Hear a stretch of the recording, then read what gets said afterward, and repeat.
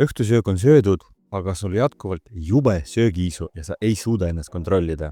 Ma ei hakka soovitama jalutuskäiku. Ma tahan rääkida sellest, mida võiks süüa, et leevendada tagajärgi ja vältida kalutõusu. Kui valgurikas toit maitseb, siis alati eelista seda. Valk täidab kõhtu ja sellest ei teki peaaegu kunagi keharasva. Teise eelistusena söö süsivesikuid, see on maitsev ja magus. Samas meie kehal on piiratud võime muuta süsivesikuid rasvaks. Suur osa sellest energiast kas läheb lihastesse või lihtsalt põleb ära. Ja toidurasv on see, mida sa võiksid vältida või vähemalt piirata. Rasv sisaldab 2 korda rohkem kaloreid kui valk või süsivesik.